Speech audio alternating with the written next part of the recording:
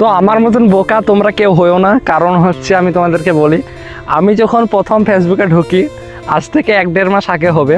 তো আমার একটা কাহিনী শুনো। আমি একটা ফোন নিয়েছিলাম, অনেক দামের ফোন। আমি ভাবছি ফেসবুক থেকে অনেক টাকা কামানো যাচ্ছে। কেউ বলছে 44 লক্ষ, কেউ বলছে 45 লক্ষ, কেউ বলছে 30 লক্ষ মাসে, 3 মাসে না 2 মাসে, যাই হোক। এটা শুনে আমি অবাক হয়ে গেছিলাম, সেই কারণে অনেক দাম দিয়ে ফোন কিনেছি। তো এখন ভিডিও ছাড়ার পর মানে একদিন ভিডিও করতে আসছি, 2 দিন আসছি না, ঠিক আছে, কিন্তু যে 2 দিনই আসছি আমার কাজ কামাই করে আসছি। আসার পর ভিডিওতে ভিউজ দিচ্ছে 2000-3000, তা ভিউজ যাই দিচ্ছে ঠিক আছে আলহামদুলিল্লাহ, কিন্তু এখনো পর্যন্ত কোনো পয়সা বা কন্টেন্ট থেকে কোনো কিছু পাওয়া যায়নি।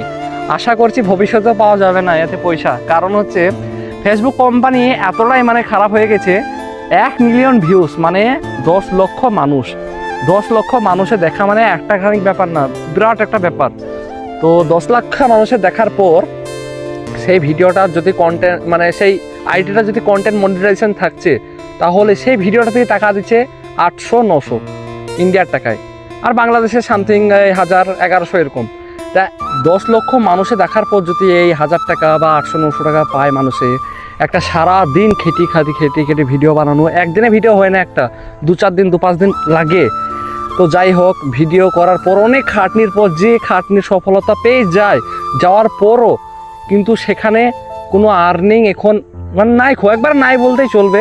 তো আমি একটা বলবো, যার যা কাজ আছে সে কাজ ফেলে খবরদার ভিডিও করতে এসো না, মানুষের সামনে তোমাকে দেখাতে আসো না যে আমি পপুলার হব, কোনো একটা জায়গায় যাব, সেলিব্রিটি হয়ে ড্যান্স করে বেড়াবো বা এখানে যাব ওখানে যাব বক্তব্য মারবো, এরকম একটা মনোভাব, এরকম একটা চিন্তা থেকো না। কারণ এটা অসম্ভব এখন।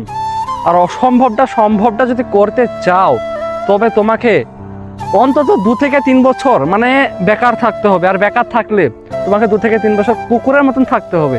মানে এতটা মানে মানুষে খারাপ বলবে আর এতটাই বলবে। তো আমার একটাই কথা, অনুরোধ, যদি তোমার কাজ থাকে সেই কাজটা ফেলে ফেসবুকে এসো না।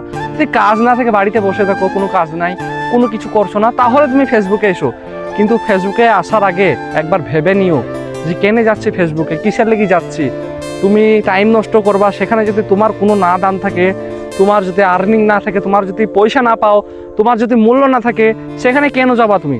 এটা আমার প্রশ্ন, বা তোমাদের কাছে একটা বলছি তোমাদের কাজে লাগার জন্য। তা তোমরা যদি মনে করো যে ভাইটা ভালো বলছে বা এই ভাইটা একটু কিছু শিক্ষা দিচ্ছে, তাহলে খবরদার ফেসবুকে এসো না, যদি তোমার কোনো কাজ থাকে, টুকটাক কাজ থাকে। তো আজকে ছিল এই পর্যন্ত ভিডিও। তো আজকের মতন এখান থেকে টাটা।